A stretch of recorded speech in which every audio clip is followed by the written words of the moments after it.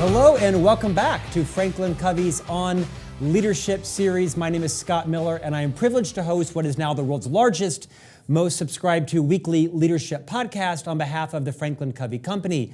Every week we get the chance to speak with best-selling authors, renowned business titans, entrepreneurs, people of all types of fame, celebrity, influence, occasionally someone that may not be a household name, but their accomplishment, their research is especially insightful, prescient on a leadership topic.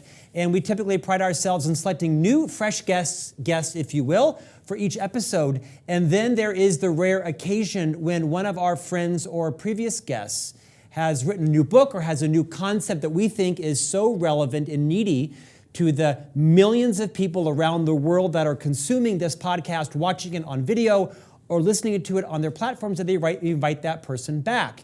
And today is the first time that we have invited back a non-FranklinCovey guest for their third visit because their research, their value is incomparable in terms of other people's appearance. So we've invited back the famed Dr. Daniel Amen, the, board-certified psychiatrist, renowned neuroscientist, brain imaging expert. He is the founder of Amen Clinics, of which there are 9 locations around the nation. He is a, get this, 13-time best-selling author. And you also know him as the star of many of the local PBS station fundraising programs, where recently he and his wife Tana produced a program that got me so interested back into his content, I invited him back on. And today we are rejoined by Dr. Daniel Amen. Dr. Amen, welcome to On Leadership. Hi, Scott. Such a pleasure to see you again. Same here, Daniel. 2 weeks ago, I think it was a Saturday morning. I'm an early riser, as you and others know. You are as well. And I found myself in the kitchen, I think around 4 a.m. on a Saturday morning. And I just happened to turn on the television to drink a short, small cup of coffee, sir, half a cup of coffee. And you were on, not so surprisingly, on the local Salt Lake PBS station. You have taped many programs for PBS, one of their largest fundraisers in history. And you hosted a 2-hour program that I watched the entire special. I'm no stranger to your content. You and I have been friends for a decade. You have been a friend of FranklinCovey's for a decade. You've been featured in one of the modules in our 5 Choices to Extraordinary Productivity Time Management series. The content was so compelling, I texted you, I think, at a horrifying 5 a.m. Los Angeles time, and you were gracious enough to text back and say you'd come back on the program, because this new book you have out, Your Brain is Always Listening, Tame the Hidden Dragons that Control Your Happiness, Habits, and Hang-Ups, was captivating to me. And I wanted to have you share some of the insights about the dragons that we suffer with. Daniel, for those few people that may not have watched your 2 previous episodes here or be familiar with you, could you take a few minutes and reorient our listeners and viewers around the world to your journey, your life's work, and why you came to write this most recent book? So as you said, I'm a psychiatrist. Before I was a psychiatrist, I was an infantry medic. And that's where my love of medicine was born. But after about a year of doing that, I realized I didn't like being shot at. So I got myself retrained as an X-ray technician and really developed a passion for medical imaging. As our professors used to say, how do you know unless you look? And then I got out of the Army and went to college and then medical school. And when I was a second-year medical student, someone I loved tried to kill herself. And I took her to see a wonderful psychiatrist. And I came to realize if he helped her, which he did, it wouldn't just help her, that ultimately it would help her children and subsequently even her grandchildren, as they would be shaped by someone who is happier and more stable. So more than 40 years ago, I fell in love with psychiatry because I realized it has the potential to literally change generations of people. And I've loved it every day since, but I fell in love with the only medical specialty that virtually never looks at the organ it treats. And being an X-ray technician, I used to bother my psychiatric professors, it's like, how do you know unless you look? Shouldn't we be looking at the brain? Obviously, the brain is our organ. It's the organ of loving, learning, behaving, acting, deciding. And when I got the opportunity in the late 1980s to start looking at the brain, it just changed everything I did for myself, because I realized if I'm not healthy, my brain's not healthy.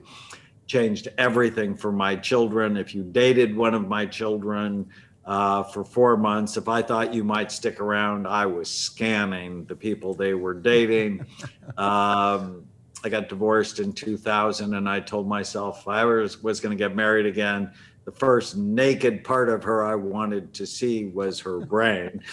And so my wife, Tana, and I have been together 15 years, and 2 weeks after I met her, because I really liked her, I got a picture of her brain. And I've just come to realize we get sick in these 4 big circles, and we get well in them. And the 4 circles is there's a biology. That's where the physical functioning of your brain is. There's a psychology, which is how your mind functions.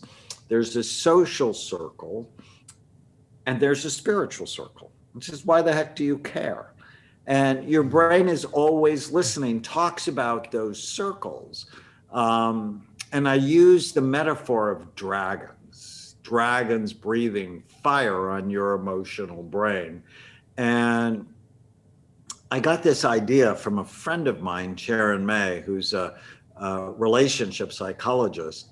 And as I listened to her, I just imagined all the dragon influences on those 4 circles. And so the book is divided into dragons from the past. So think of the psychological circle, the scheming dragons, really how society is stealing brain health, the they, them, and other dragons, the impact of people alive and dead on your brain. My brain's still listening to my grandfather, who's been dead many years, but he was so loving, so kind, so encouraging that my brain still pays attention to him.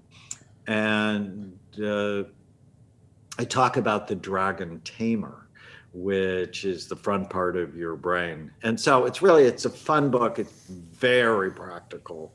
And I loved writing it. Well, I highly recommend your most recent PBS special, co-hosted by your wife, who is also an RN, Tana, who I think maybe steals the show on a couple of occasions because it was a captivating 2 hours. Daniel, I want to get into the book and some of your latest research and writings, but first, not only are you a psychiatrist, you are a brain imaging expert. Through the 9 clinics that you own and host around the nation. You have scanned in total how many brains in your history? We're at 175,000 scans on patients from now 150 countries. And the brain's important no matter where you are. If you're in Thailand or Japan or Germany, everybody struggles with brain health issues. And, I often say, get your brain right and your mind will follow. And Daniel, you also are a brain imaging expert and a neuroscientist. I wonder if you would take a few minutes and just sort of give us all a primer on the different parts of our brain. We hear so much about your prefrontal cortex and your amygdala. And for people that are lay people like me, we hear it and can't necessarily retain it. Would you just give us all a low-level Scott Miller style reminder of the big parts of our brain, the functions they play, and when one is perhaps overproducing or underactive, what are the types of behaviors we see, so we can start with kind of a common language today? Well, the 2 parts that are really the stars of this new book is your limbic or emotional brain that drives how you feel. And there's an area called the hippocampus. which is very special. It's involved in your mood and your memory. Hippocampus is Greek for seahorse because it has this seahorse shape. And it's special because it makes 700 new baby cells every day. Stem cells, or what I think of as baby seahorses. And what you eat and the environment you put it in helps them grow or murders them. Funny story. Miley Cyrus is one of my patients. She came out public last year. I've seen her for about 10 years. And everybody knows she was smoking a lot of pot. And I got her to stop because she's an animal lover. And I said, "You're murdering the seahorses." So I love that. There's the amygdala, which is an almond-shaped structure in your limbic brain that when it works right, helps us feel appropriate anxiety. For anyone who saw Free Solo, that man had no anxiety and had just no activity in his amygdala. He was someone who climbed the face of Half Dome in Yosemite. And then think of the prefrontal cortex, the front third of your brain, largest in humans and in any other animal. It's 30% of the human brain, 11% of the chimpanzee brain, 3%, if that, of my cat's brain. And it's involved with things like focus and forethought, judgment, impulse control, organization, planning, empathy. I call it the dragon tamer because when the dragons from the past are breathing fire on your emotional brain, the anxious dragon, the wounded dragon, the grief and loss dragon, or the death dragon, it's your prefrontal cortex that actually settles things down. And this is why you should not let a child hit a soccer ball with their head, because it can damage their prefrontal cortex. And if you damage it, the dragons just sort of get out of control. Daniel, I'd like to spend most of our time today talking about the dragons that you call bad habit dragons, because they have a great organizational context for managing anger and for time management organization. Before we go there, you, in the beginning of the book, talk a lot about dragons from the past and memories, anxious dragons, wounded dragons, angry dragons, death dragons, grief and loss dragons. You know, we're taping this interview now in March 2021, just exactly 1 year into this global pandemic. As a psychiatrist, no one probably has been closer to the horror, the death, the loss, the fear, the anxiety, the trauma that countless millions of people are facing as a result of having lost loved ones. You yourself, I believe your father's life was ultimately taken from COVID. Talk a bit about some of these dragons. And for those of us that have had loved ones lost, friends been impacted by this, what advice would you give us as a psychiatrist around these dragons that a lot of us are experiencing from the trauma of perhaps having lost our jobs or had our economic situation challenged? What advice would you give us? So many entrepreneurs whose businesses have been damaged by the pandemic. And there are 13 dragons from the past. And, you know, we all have all 13 to some degree or another. And people can go to knowyourdragons.com and find out what their primary dragons are. Mine, for example, is the abandoned, invisible, and insignificant dragon. I'm one of 7 children. Growing up, I was third. I have an older brother, older sister, and 4 younger sisters. Pray for me with all those girls. But nobody saw me growing up. And for the first, 40 years of my life, working on being significant was a big issue for me.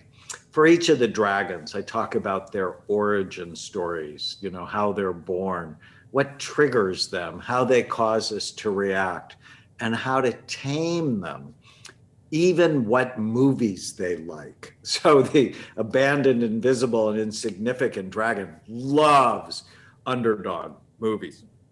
like The Blind Side or Rocky or Slumdog Millionaire. Love underdog movies. The judgmental dragons, this is Tana's, my wife's primary dragon, they love vengeance movies, right? If she had a choice between Green Book, which I think won the Oscar, and Rambo 7, she'd watch Rambo every time because, she wants the world to be fair, because when she was growing up, the world was not fair. And I think my favorite dragon from the past is the ancestral dragon, where the issues you have aren't your issues. They're your mother's issues, or they're your grandfather's issues.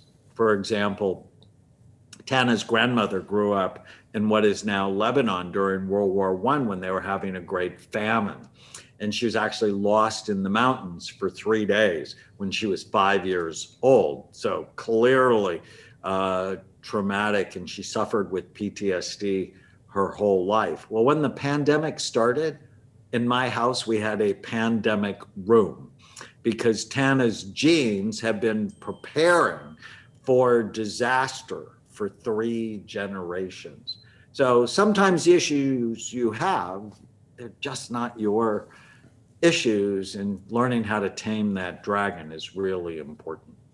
In fact, Daniel, I believe it was on the recent PBS special that you shared a very heartfelt personal story about some of your own dragons and struggles. And if I'm not mistaken, what it had to do with your father in Mexico. Remember that story? Because I found it to be enormously endearing and thought, even one of the world's most renowned psychiatrists recognizes when he has some anxiety. Would you take a moment and kind of just revisit that? I found it very endearing and relatable. Well, I talked about the wounded dragon, and all of us have wounds. And the last 5 years of my dad's life, he was one of my best friends. But he was a lousy dad for me when I was growing up. He worked all the time, and he was gruff. He never noticed when you did anything right. I think I was 50 before he told me he loved me for like the first time. And when we were young, and I show this video in the PBS special, we had a goat, a white goat, pure white. Her name was Sugar. I loved her. And on the video, I'm only 5 years old. You can see her kissing me, and I'm chasing her, and she's chasing me. I love this goat, but the goat also loved my father's roses. And one day my dad had had enough, and the goat was gone. And we're like, what happened to Sugar? Sugar went to the farm. Now, I didn't know what the farm meant, but three nights later, he was joking, he and his brother were joking at dinner that they had slaughtered Sugar and they were feeding her to us for dinner. So horrifying. And I remember throwing up, running to my room crying. And then I blocked that memory. That's what often happens. And I was speaking at this huge stadium in Monterrey, Mexico, at a spirituality and the brain conference. So I was giving one of the keynote lectures. And as I walked out toward my hotel room after the lecture, they were selling goat meat as one of the street foods in Monterrey, Mexico. And I got flooded with that memory, and all of a sudden had a panic attack. And it was not good. Now, thankfully, I know how to manage panic attacks, and did a technique I talk about in the show and in the book called havening, where you don't go away from your traumas, you go into your traumas. Because when you block them, they expand. When you go into them, they dissipate. And so knowing how to manage it, I talk about it in the book, because we all have traumas in our past. whether it's bullying or doing something embarrassing or being assaulted, whatever it is. And I calmed it down, but I'm not sure I ever really forgave him for sugar.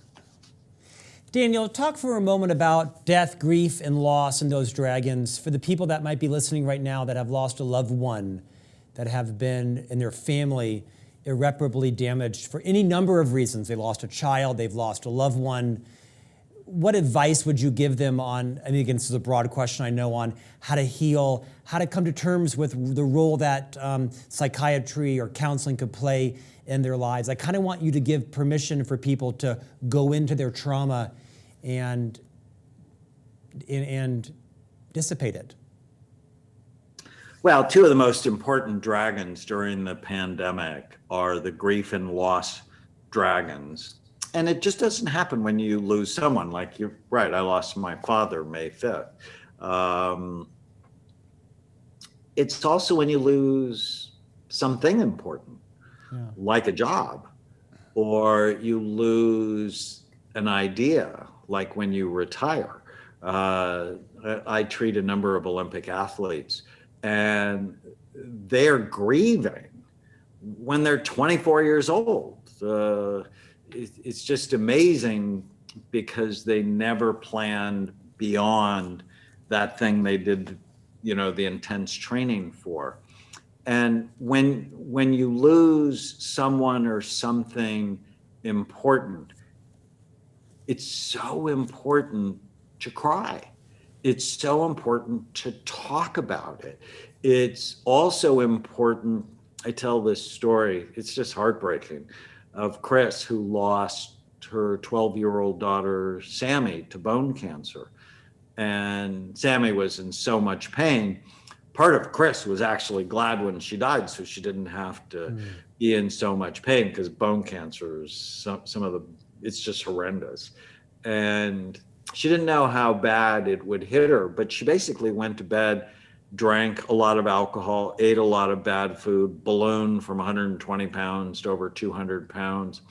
And on the 2-year anniversary of Sammy's death, Chris had planned to kill herself.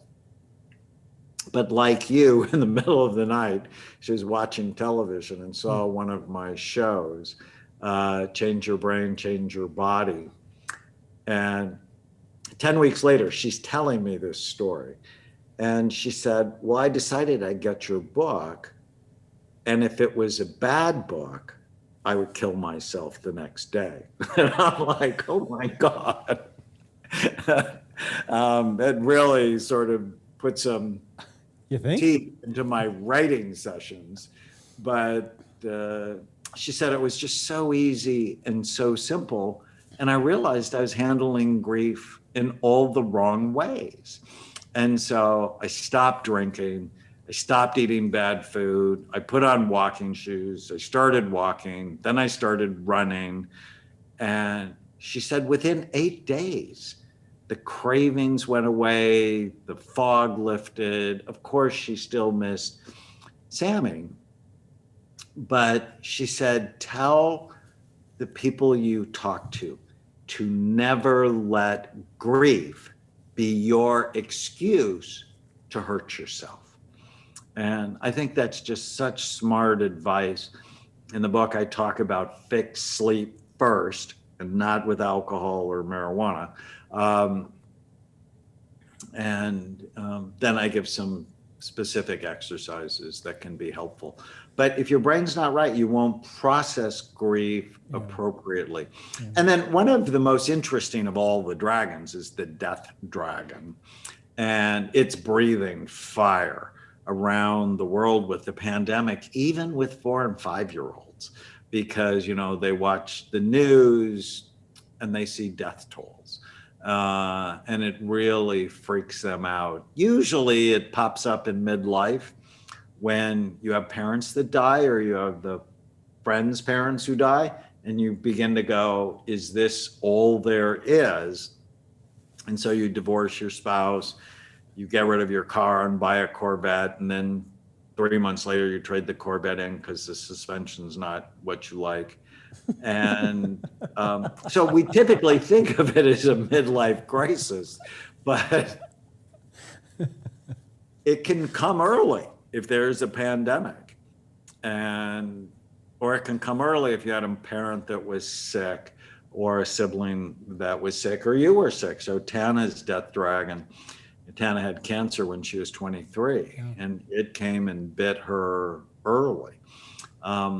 And so really making peace with death, it's so important. When I was in college, I took a death and dying class, wrote my own funeral. And it was one of the best things I ever did, because in business, we always think about start with the end in mind. So what's your exit strategy? So you can get prepared. That's a smart thing to do. The same thing's true in your life, that there's going to be an end. I quote Elizabeth Kubler-Ross, who said, "It is in part the denial of death that causes people to live empty, meaningless lives, because when you live as if you're going to live forever, you don't take care of the important things you need to do today." And I'm not encouraging the death dragon, but I already have my list. One of my favorite exercises in the book, list the good things about dying. Like, I'm not going to have to deal with my computer crashing and lose an hour worth of work again, ever. That's a good thing about dying. I won't have to deal with the LA traffic. I won't ever have to have a root canal again, or get my teeth cleaned where someone's got sharp metal objects that are poking inside my mouth. My dentist hates when I talk like this. And I'll have a smoking hot body when I'm cremated. So it's like, let's think about the good things. Literally smoking. Daniel, thanks for your gravity and for your levity. I think what makes you so endearing is that you take yourself seriously, and you also know how to make light of some of the more heavier topics. I'd like to do a speed round for you. About 10 minutes. I'm going to pitch to you 8 or 10 of these bad habit dragons, and I want you to give me a minute of insightful genius on each of them. 1 minute per bad habit dragon. First, saying yes when you should say no, bad habit dragons. So this is one of the worst bad habit dragons that just ruins people's lives. Is they're anxious, they want to be approved, or they have ADD and it's impulsive. And I have my patients practice in the mirror. I have to think about it. So when someone asks you to do something, don't say yes, don't say no. Just go, let me think about it. And then go back and ask yourself, does this fit the goals I have for my life? So helpful when you do that. Not necessarily about, do you want to shoot up heroin? It might be, will you review this manuscript for me? Or will you bake 500 brownies for the block party? It could be something that is just not congruent with your mission. It's just so important, because when you say yes and you didn't need to, it leaves you stressed out. And it makes other people dependent on you, which is a bad thing. So asking yourself, does this fit my goals? And start with, I have to think about it. That way you can manage your own anxiety and not have to say no just on reflex, which makes a lot of people feel really uncomfortable. Moving forward, the next one, automatic no or arguing bad habit dragons. The no bad habit dragon. This was my dad and my first wife. No matter what it is you said to them, they would say no, or they would argue with you. There's actually a part in the brain, it's called the anterior cingulate gyrus, deep in your frontal lobes, that when it works too hard, people tend to be sad. And no matter what it is you say to them, they argue with you. or they say no. You know these people. It's sort of like the terrible twos continued. Causes relationship stress, work stress, low empathy. They do it because they're not cognitively flexible. And what I want people to do is catch themselves. And often increasing serotonin in their brain helps them so much. So if you're married to one of these no people and you have something important to talk to them about, you have three strategies. One, you could give them something like serotonin mood support, something I make to boost serotonin. You could take them on a long walk and don't talk to them about what's important to you for at least 10 or 15 minutes, because exercise boosts serotonin and it helps people be more flexible. You could also give them a cookie, because simple carbohydrates, now not good for your health, but helps people be more flexible. That's why people get addicted to sugar. Daniel, the interrupting, no filter bad habit dragons. I have some experience with this one, doctor. Yes, these are people that don't let you finish your thought, that they start formulating the answer even before you finished your first sentence. And they talk over people. They say the first thing that comes to mind. They can dominate conversations. They hate waiting in line. And this hurts team performance and damages relationships. So realize the impact and then practice something I call active listening. That before you give your 2 cents, you have to repeat back what you hear the other person is saying. And don't make the excuse, well, I'll forget what I was going to say, because that's not a good excuse for being rude. Communication is so critical. If you don't really know what the other person is saying, it becomes a one-way communication and can hurt relationships. Let's move to the trouble with the truth, bad habit dragon. It's just on Dr. Phil last week, and we were dealing with this dragon, this woman who actually had some brain issues, was sort of a chronic liar. And the problem is it lowers trust. And if you lie to others, you're likely lying to yourself. But one of the statistics I got when I decided to include this dragon, and it's one of the reasons I included it, is 81% of patients lie to their doctors. And I'm like, that is so self-defeating. So people lie when they feel trapped or when they hate the truth. And see it as a problem to solve, not a character flaw. And then when kids have this problem, I do something called truth training. So it's like if one of your kids is struggling with this, it's like, we're going to see this as a problem. And sometimes I'm going to ask you questions I already know the answer to. And if you lie to me, there are going to be consequences. And if you tell me the truth, I'll be really happy about that. So what you're doing is you're teaching them that there's a supervisor in their head, and you want to activate that to get them to think before they speak. Distracted, obsessive, multitasking, bad habit dragons. These are my ADD folks. Actually, some of these go with ADD. Easily distracted, constantly checking their devices, multiple devices now. It's not unusual for people to have 3 devices going at once. The television's on, they're on their phone and have an iPad next to them. Others get irritated, it decreases communication. The device companies purposefully are trying to get mind share. They create addictive gadgets, so you have to be very careful with them.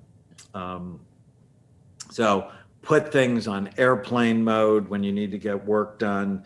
Avoid them as often as you can, and often doing an app detox is critical to getting your attention back. Microsoft did a study in 2000 and said online the average attention span was about 12 seconds. When they redid it in 2015, it was only 8 seconds. Well, a goldfish has an attention span of 9 seconds. So it's pretty terrifying to see what's happening in our society. Daniel, a couple more and then we'll pivot topics here. Procrastinating, I'll do it tomorrow. Bad habit, Dragon. Just so common because people have so many things competing for their attention. They unnecessarily postpone actions and decisions. They wait until the last minute. Others have to be mad at them before they get things done. So there's a lot of stress. Again, see it as a problem to solve.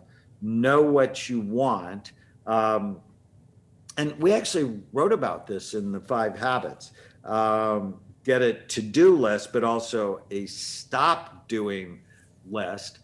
And one of the most important things is to have a daily huddle with yourself, just 1 to 3 minutes in the morning. What are the most important things I need to accomplish today? And do the most important thing first. Stop eating dessert first with your time. Also, another thing I got from FranklinCovey, I just love the book 4 Disciplines of Execution, is making sure you're acting on the lead measures. So doing the most important things first. Daniel, thank you. Finish us off. Let's pretend tomorrow is your last day alive. It's not going to be. You're going to be here for decades because you're a very healthy person. What is the one piece of advice you want everyone to know about exercise and its connection to our brain health?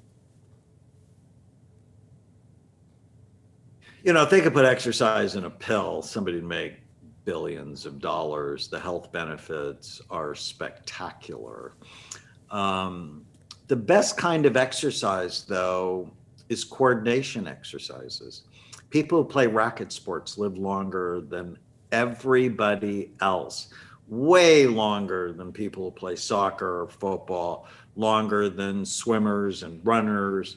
So it's really working your cerebellum in the back bottom part of the brain, the coordination. Exercises like tennis and dance and my favorite, table tennis. Just really, they help your heart, they help your immune system, they help your blood flow, and they help your brain. How about the same question around food? What do you want people to know about the food they put in their mouth as it relates to their brain health? Your brain is 2% of your body's weight, but it uses 20 to 30% of the calories you consume. If you have a fast food diet, you have a low quality food diet, you're going to have a low quality mind because your brain creates your mind. When it comes to food, just ask yourself this one question. Do I love foods that love me back? And I think most people, if they make a list of what's healthy and what's not, I think most people would actually get it right, get 80 or 90% of the foods right. They just don't choose right because they don't realize that they're actually in a relationship with foods. And I don't know if you've ever been in a bad relationship. I have. And I'm damn sure not doing it with food. And I'm not doing it, in my life. My wife and I love each other. We're each other's best friend. And I'm not doing it with food. I mean, I might love Rocky Road ice cream, but it doesn't love me back. And why would I be in love with something that damages me, that hurts me? And so it doesn't take a lot. It just takes maybe 15 foods, a couple of breakfasts, a couple of lunches, a couple of dinners that you love, that serve your health. And if you can think of it like a relationship, you'll start making better decisions for yourself. Daniel, finally, as we end, speak to what is now, of course, the legalization of marijuana. And I don't know how many states, there's a pervasive culture now where parents and children are smoking together, and that now that it's both been not just decriminalized, but it's also legalized in a growing number of states, it's got to have some impact. I have my own opinions on it, but I'm not a psychiatrist. I'm not a medical doctor like you. What is your general advice to listeners and viewers about the use of marijuana? I'm not a fan. And the reason I'm not a fan is the impact on brain function. I published 2 very large studies. So one on 1,000 marijuana smokers. Compared to healthy brains, every area of their brain is lower in blood flow and activity. That's a bad thing. And then I did the world's largest imaging study on 62,454 scans, looking at how the brain ages. Little kids have really busy brains. Old people sort of have sleepy brains, sort of like your skin. When you're little, your skin is sort of smooth and beautiful. And when you're old, there's all these wrinkles. And then I look for what prematurely aged the brain. And marijuana was one of the worst offenders. And that actually surprised us. It was worse than alcohol and smoking, not exercising. It's just not great. Now, I'm not a fan of putting pot smokers in jail. That just seems like a terrible waste of money. But let's not say it's good for us. Any opinions on the medical use of marijuana and the studies that show it's been enormously helpful to some cancer patients and others like that? Yeah, I think for people who are really struggling with their appetite when they have cancer, the marijuana can be helpful to them. There's some studies with epilepsy in showing that medical marijuana can be helpful to them. So I wouldn't blanketly dismiss it. I like that we're able to study it in a more thoughtful way. The problem is, as it's been legalized, people begin to think it's innocuous. And whenever the dangerousness or the perception of dangerousness of a drug goes down, its use goes up. And what people don't know is that if you smoke as a teenager, you have a significantly increased risk of having anxiety, depression, and being suicidal in your 20s. If you use marijuana as a teenager, you have a 450% increased risk of becoming psychotic. So it's not innocuous. Now, does it have medicinal value? Yes, for some very specific incidences, but there's a whole bunch of other things you can do to keep your brain healthy. Some people will go, but the brain has endocannabinoid receptors in it, therefore marijuana is natural and the brain needs it. That is just one of the dumbest arguments, because the brain also has opiate receptors in it, and that didn't turn out very well with the opiate epidemic. Brain has benzodiazepine receptors in it, and benzos, we know, are highly addictive. We have to be thoughtful, careful, and there's so many other ways to deal with your anxiety, insomnia, depression than using something that ultimately prematurely ages the brain. Daniel, ending, you are the most prolific writer I know. This book is a masterpiece. Your brain is always listening. What's next on the docket for you? Actually, just finishing my book for next year, which I just loved writing. It's called You Happier, the neuroscience of feeling good based on your brain type. And one of the things we've been doing at Amen Clinics for a long time is looking at the types of brains. How does your brain create your personality? But Americans are unhappier now than they've been in my lifetime.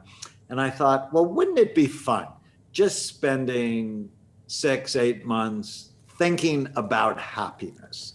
And so hopefully you'll have me on again and we can talk about how to be happy for your brain type. The invitation is solid, sir. Dr. Daniel Amen, thank you for the gift that you've given to all of the people that have had great success at your 9 clinics, the Amen clinics around the nation. I have many countless friends, family members, colleagues, boards of directors, children's here at FranklinCovey. I have friends in Park City, Utah, and Salt Lake that have turned to you and your colleagues across the 9 clinics, and the help, the generosity, the abundance, the selflessness that you and your wife have given to our world is unparalleled. Thank you again for coming on FranklinCovey's On Leadership podcast. There are more things you could do with your time, but that you would invest back in our community, sir. I'm grateful to you. Thank you for your friendship. I love being part of the FranklinCovey community, and I adore you. So thank you for having me on again. Dr. Amen, our honor. Thank you, everybody. Phenomenal book. Your brain is always listening. Tame the hidden dragons that control your happiness, habits, and hang-ups. And I encourage you, if you've got some time, scan the PBS station in your local community. The 2-hour special that Dr. Amen and his wife, Tana Scher, host is really remarkable. It's life-changing. It's why I invited him back on today, because it was captivating to listen to and think about the dragons that I've got in my own life and those of my wife's and my kids as well. So thanks for joining us today, and we'll see you back here next week for a new guest on leadership.